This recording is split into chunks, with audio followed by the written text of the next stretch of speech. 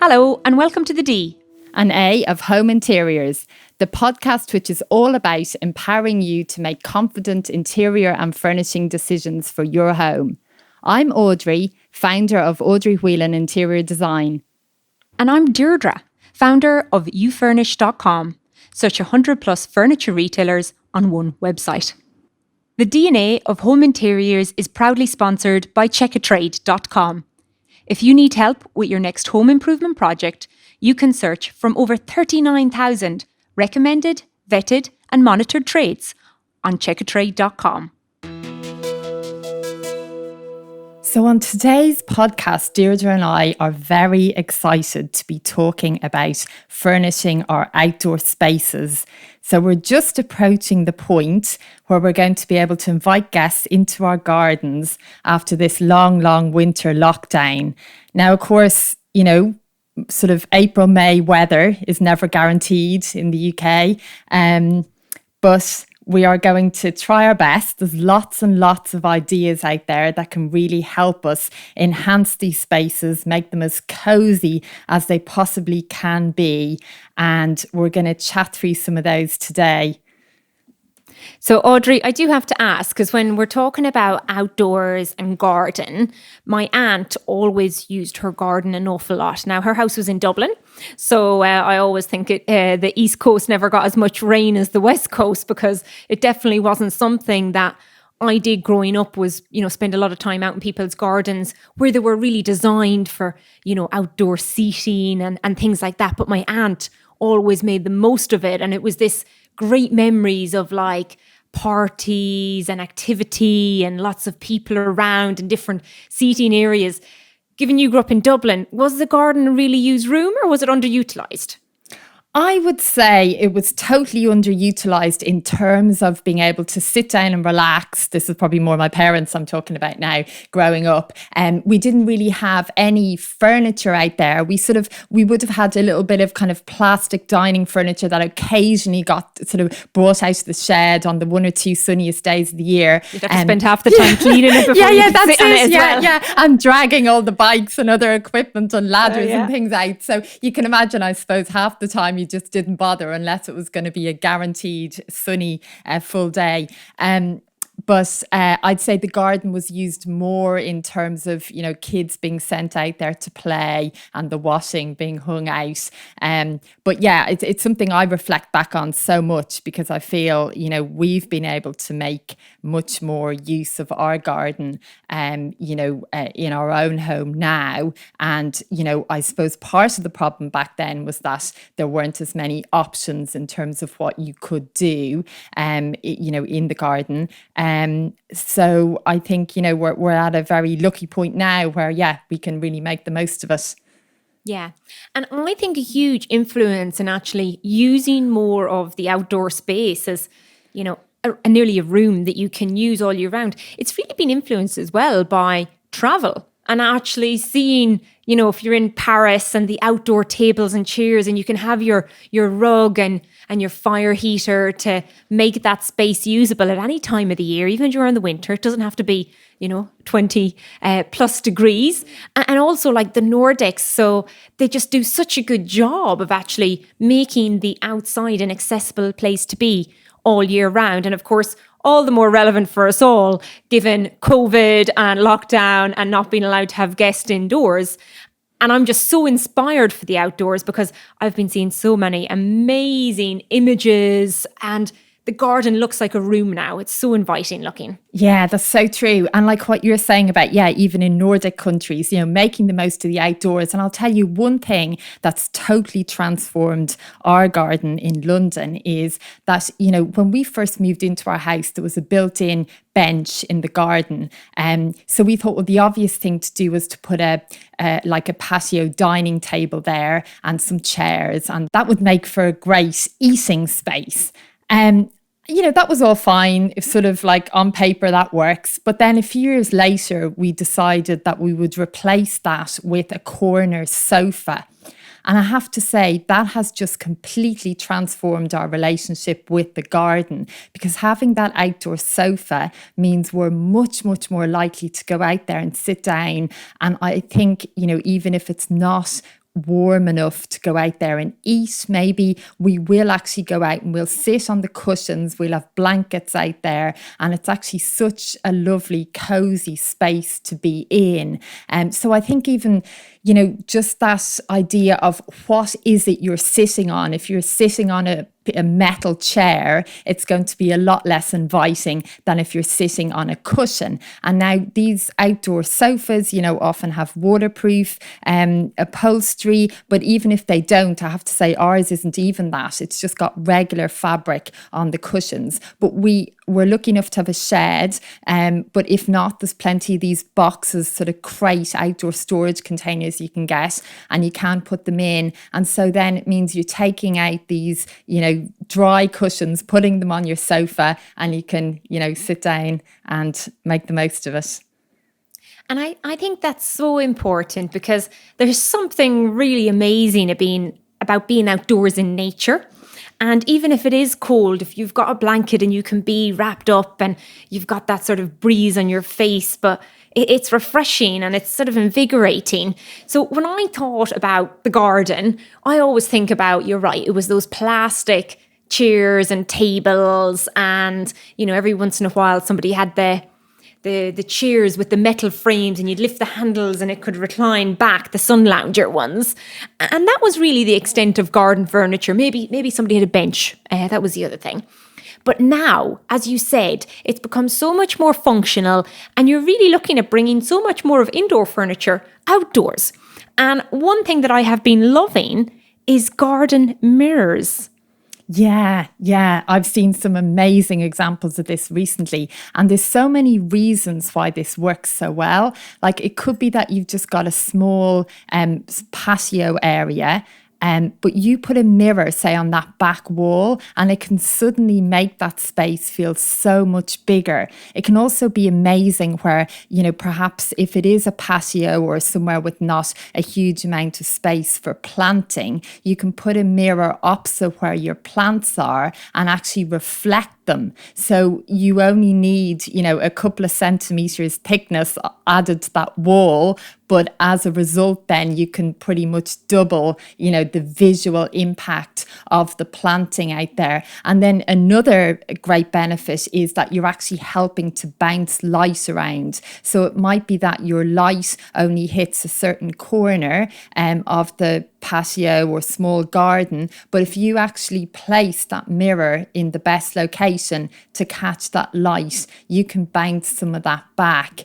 I also think it can be so quirky sometimes when you're in a house looking out, and you at first sometimes think, is that a mirror? Is it not? It can Is be it a almost, window? Yeah, it's like a secret garden, a window exactly, into a secret garden, especially exactly. those arched ones with the nice big curve, and they've got the little crisscross of the panes. Yeah. They just look amazing. Yeah, because some of those can even look a bit like a gate at the end of the garden. So you're wondering, is it leading into something else, or is it a mirror? Yeah, you're just not sure at first. And I think that sense of curiosity and wonder is such a lovely thing to experience visually. Yeah, you do the double take. Yeah. Is it what is it? Is it a window? Yeah. Is it oh no, it's a mirror. That's and amazing. there's so many outdoor mirrors now, so you can find so many online. I've been amazed now at the increase. Sometimes I'm sourcing mirrors for indoor use, and then I'll actually notice it says indoor or outdoor, because of course the danger in using just a regular indoor mirror outdoors without checking its suitability is that the materials mightn't withstand the weather outside. And speaking of the weather, so soft furnishings, having sofas outside, having rugs outside, cushions, and that ability to leave them out there, because they're now coming in waterproof. You've got UV resistancy built into all of these materials. And it's sort of counterintuitive, because the second the rain would have come, you're like, quick, go out and get the cushions and bring them in. But actually, you can now leave all of those materials outside, rain or shine. Yes, yeah. Things are really moving on in that respect. I mean, the thing I would say, one thing I like about bringing the cushions in or putting them away, as I said, ours aren't waterproof anyway, is just that obviously if you want to sit down quickly after a rain shower, it can be beneficial to have, put them away. But on the other hand, you don't need to worry if they do get left out. And I think that's one of the best bits, because before it would almost be like that panic of having to kind of quickly clear the garden if there's rain on the way. And then in terms of rugs, there's so many rugs, a bit like the mirrors now, lots of rugs that are suitable for indoor or outdoor, and then ones that are much more kind of heavy duty just for outdoors, which are the ones that can be left out. So they tend to be like made, from maybe a polypropylene type material, often woven, but you can get them in amazing patterns. We actually just bought one recently as a gift for somebody, and it's like a Moroccan tile pattern on an outdoor rug. So, they've got a paved area in the garden, and last summer they were spending so much more time outdoors than ever before. And I just thought, that would be quite a nice way to sort of lift up that concrete area then, sort of in between the chairs. That sounds amazing. And I love the idea of that Moroccan. You're nearly bringing your holidays with you to your garden. Now, I have this image in my head that if I have an outdoor rug, and I know it's been specifically made, so I'm sure it's just my preconceptions here that are trying to trick me. But, is it really functional? Because I have this idea in my head that maybe when you lift it up, there's a layer of mold underneath it and green moss. So how practical are they? Yeah, so I mean, I'm a big fan of outdoor rugs, and I do have a couple, and I have to say, I personally wouldn't leave them down permanently, because like with anything outdoors, it's impossible to avoid nature running its course, mold, insects, and so on. But, I think the most important thing for me is the fact that, like I said earlier about cushions and things, the fact that you don't have to rush outdoors and kind of save them from a shower of rain. So leave it out there for the weekend if you're in and out. But, if you're busy at work for a few days in the week and you're not out there much, then I would roll it up so that these rugs, I mean, again, lucky enough in London to have a shed, I can pop it in the shed. But I know other people that, pop it in an understairs cupboard or a sort of broom cupboard maybe in their hallway. Yeah, that makes a lot of sense. Quick shout out for our sponsor, checkatrade.com. Search recommended tradespeople online with checkatrade.com. Now, I have been seeing so many pictures on Instagram of your picnic blanket laid out in the garden, and you've got loads of cushions, they've got maybe a picnic box, and it's just so appealing looking that you can go out and do that. And one thing that I've been seeing actually, which I think is amazing, it's not just about the furniture, but there's cinema screens. So you're bringing your tech outside so that you can have your movies, you can have your music, and you can have lighting and lanterns as it turns from daytime to dusk. So it's really becoming, your kitchen, your sitting room, but just outdoors. Yeah, absolutely. Yeah, I think being able to bring projectors outdoors is a real revelation. I've seen sometimes where people actually use the backdrop as actually, say, the wall or the windows to their house. So it's almost like in reverse, you're outdoors looking in, but then you've got this screen and you can project onto it. And then, I mean, lighting wise, you can create such a great atmosphere because, we're seeing more and more lighting options for outdoors now. So it's no longer sort of the case that you've got to think about wiring it in when you maybe, do up a garden in the first place. And there's so many battery operated lights now, portable ones that look great indoors, but are safe to be outdoors as well. So I think it's brilliant, to think of these items that you can actually use indoors or outdoors, because, if you're not outdoors all the time, then isn't it lovely to be able to still put that object to use? And then when you do go outdoors, bring it with you. Obviously candles are amazing. And then fairy lights as well. So to be able to hang fairy lights, which are suitable for outdoor use, and you can leave them out there. So threading them through, whether it's like a hedge or trees or even, anything else that you've got hanging sort of overhead kind of structures on a patio or anything like that. Yeah, it's amazing. I think there's something really sort of magical about fairy lights that are through a tree or a bush or something like that. And interesting that you mentioned candles, because I actually was given as a gift as a youngster outdoor candles. Now, when I say outdoor candles, it was a very long stick that was probably the height of myself. And then it had a big candle. It was really thin and tall, about a metre high. Yeah. So you would dig the pole into the grass, and it was like really dramatic. So it's nearly like having one of those approaches, old school, if I'm thinking of Balderton and the fires outside these houses as you approach. It's nearly like that candles lit up. Yes. And I never realised that these things existed.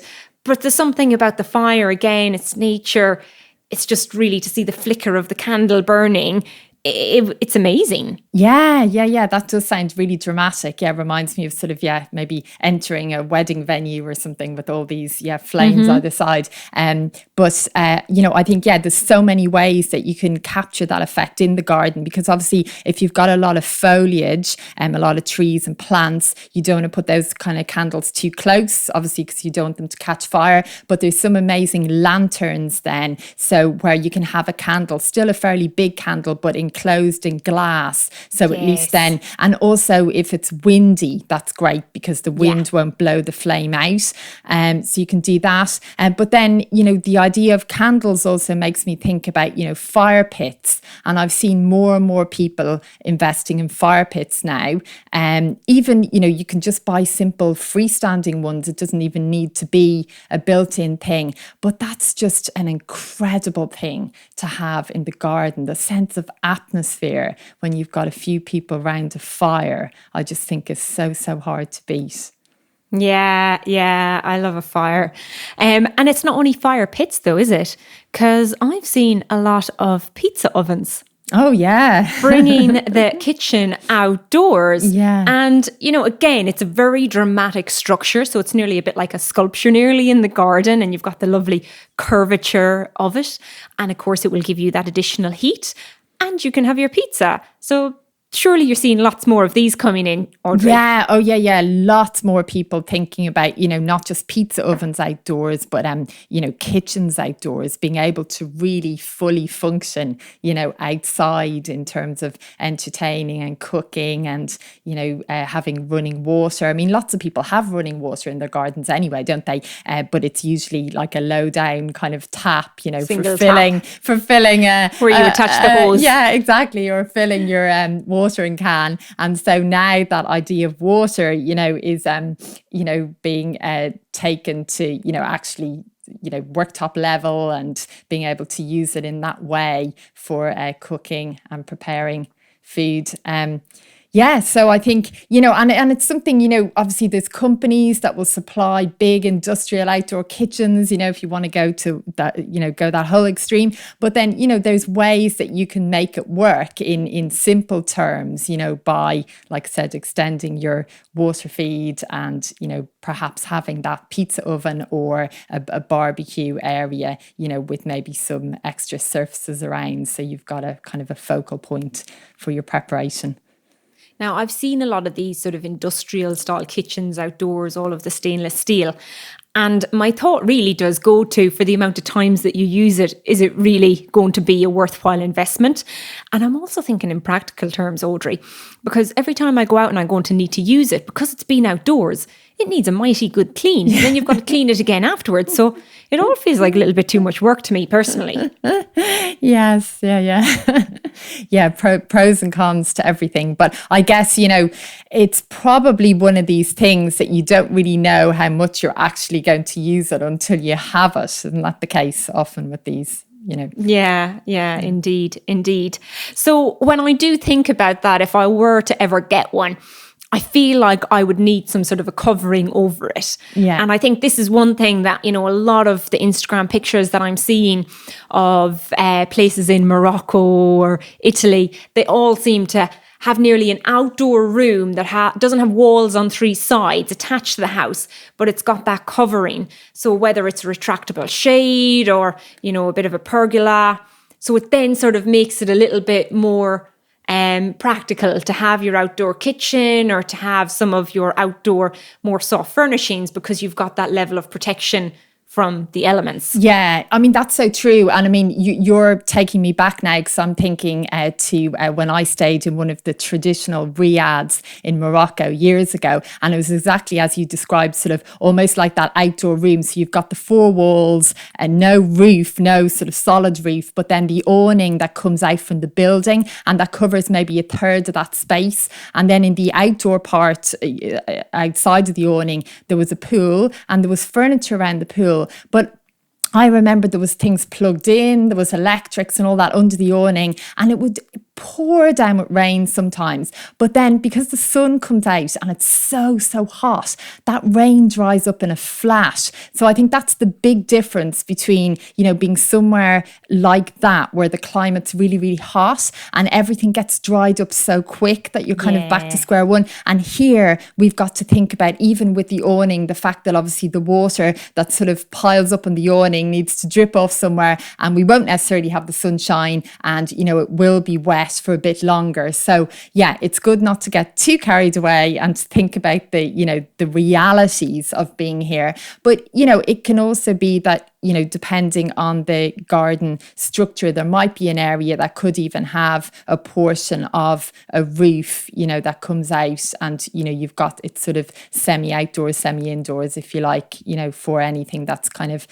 super practical like that you really want to keep sort of out of the elements a little bit. Yeah. And I've seen ones where you have that roof structure, but they actually have like plastic that's sort of tied up a little bit like a blind. And if it started raining, you could unhook that and it would come down as if it's a wall. Yeah, so if you think of marquees often have it, and they're all open and they've got the arches and, it's all outdoors, but then they can actually drop the walls if they need. Yeah. So there's a lot of options there. So the marquee is an interesting one as well, because I'm seeing more and more structures for outdoors, and we've all seen the sail shade gazebos to awnings to nearly the bedouin tent style, reminding me of some of those older movies where you've got jousting and you've got the king and the queen sitting in their little hut, and they've got the sort of, is it like triangular shaped or sort of like square with a little triangle on the bottom of them around it. So it looks quite regal and royal. And again, I've been seeing a lot of these images surface to try and, bring some protection from the elements into your garden. How practical do you think they really are in the UK? Well, I think, when it's not summertime, you definitely have to consider the wind and make sure they don't get blown away. We did put one up in Ireland at one point and it did get blown away straight away. But that was admittedly in the west of Ireland where winds are quite high. Ambitious. So, yeah, exactly. But I think otherwise, they're really, really practical because they can give you that shelter from, some rain, perhaps, kind of milder winds, if you like. But then also they're used so much in the height of summer so that you can actually sit out in, blazing sunshine, but have protection from, the sun, and also to make it more comfortable, because as hard as it is to imagine right now as we come out of winter, there are days in the UK where it is almost impossible to sit in that full sunshine. So obviously some gardens don't get as much sun because of the way they face or what overshadows them. Other gardens, maybe in full sunshine pretty much all day. And, the reality is then that for the hot days, it is practical to have some kind of way to, control that light level. So I think these things are great, and they're best in the UK when they're flexible. So when they're things that you can use or not use, so as in move around or put away, depending on the time of year and the type of day. Yeah. I always get the impression in my head, so the US, if you think of, proper country rather than the cities, and you've got these big houses and they all have these big wraparound balconies that are sort of covered off by a bit of a roof, and they've got lovely sort of rattan style furniture in them, or maybe a little sort of a hanging seat that you can sit in, and it doesn't matter if it's raining, you can sort of sit there and look out on it. And again, from all my travel in South America, they love a hammock. And again, they sort of have that sort of not quite a balcony, but that outdoor sort of covering attached to the house and a hammock underneath it. And they'll have a nap and they'll have a sleep and they'll just sort of sit there and watch the world go by. And it's one of these things I dream of, like, oh, it's just so relaxing. That's amazing. We've never really done that, have we? In terms of Europe, just sitting outside, watching the world go by, sitting on a beanbag, reading a book, being in your hammock. Yeah. Is it changing? Well, yeah. So I must say, yeah, I don't see a huge amount of hammocks, but I do know somebody who had a hammock. They've since moved to a new house, but in this old house, this is always what I think of when I think of hammocks. This was incredible, I thought. So the back of the house, the back of the kitchen had bifold doors. So, quite typical, say, you see it in a lot of Victorian conversions in London where, you'll have that kitchen at the back, doors that open the whole way across. But the hammock was actually mounted indoors rather than outdoors, but it was just on the cusp of where those doors were. So they could unhook one end of the hammock, or both if they wanted to completely remove it. But, unhook one so you could walk in and out if you didn't want to use the hammock. And then if you did want to use the hammock, you hooked it up and you lay in it. But you were indoors essentially, but the doors could be fully open. So you got the benefits of the outdoors without, say if it was a bit breezy or rainy, you had that little bit of protection from it. And I just thought, to me, that was a great way to do a hammock in this kind of uncertain climate that we have. The best of both worlds. I like it. Yeah. And do you see many bean bags? They're the other one that's quite, comfy. You sink down into it and you're sort of cocooned in there. Yeah, so bean bags, there's more and more outdoor bean bags now with that sort of same waterproof covering like we mentioned for the cushions on the sofas and that kind of thing. But I think the big hindrance with bean bags for people is actually the amount of space they take up if you do want to put them away. So they're huge, bulky objects. So if you've got maybe one of those areas in the garden, like we were talking about to do with the kitchen concept, where it maybe is a bit more sheltered and you can store them. So in winter, obviously, you might just want to put them somewhere slightly out of the way. But I think if you've got the space, it is an amazing thing and they can look absolutely fantastic. If you've got like a green lawn and then you put like magenta or purple or red bean bags out there, the contrast you get, it can be really fun. And then lay one of the rugs, maybe, a couple of little side tables around and, you've got quite a nice chill out space. Yeah, so there's so many, I think, indoor furniture items that we traditionally thought were only indoors that are coming outdoors. But I've also seen progression in the outdoor furniture space as well.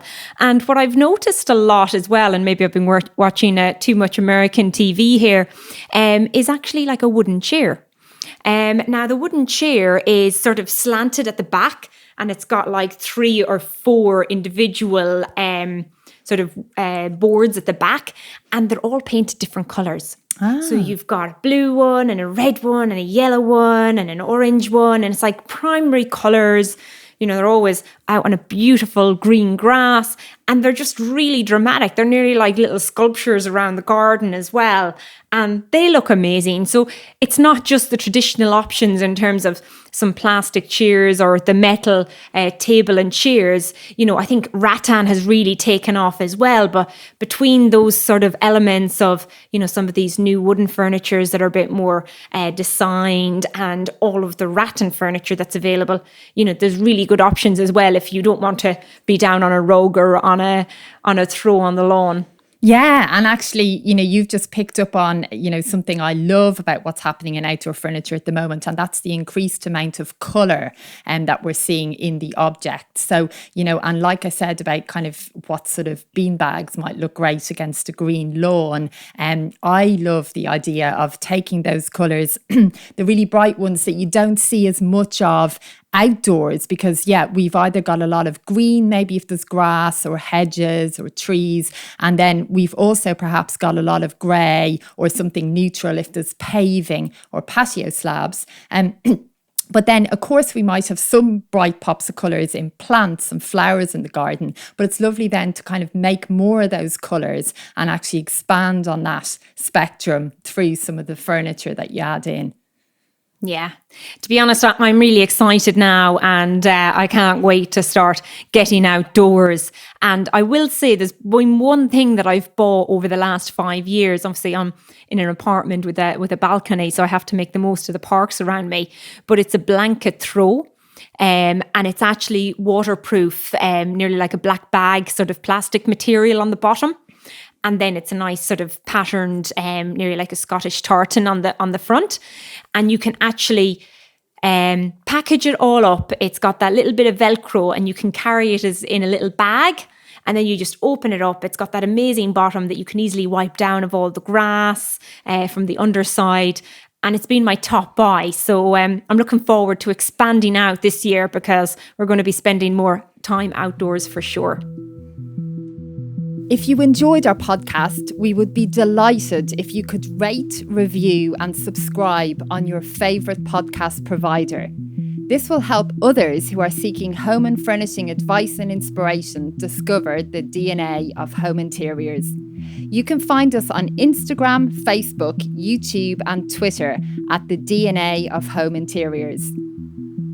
If you are looking for inspiration and help in designing your home interiors, take a look at Audrey Whelan's masterclasses on audreywhelan.com/events. And don't forget to check out youfurnish.com, a search and comparison website which helps connect people with amazing furniture from over 100 retailers. We designed it to solve the problem we and thousands like us faced furnishing our homes. And now we are really excited that everyone can search, discover, compare and shop for their home all in one place. Thank you to our sponsor checkatrade.com for their support in bringing this episode to you. And most importantly, thank you all for listening today. We hope you can join us next time.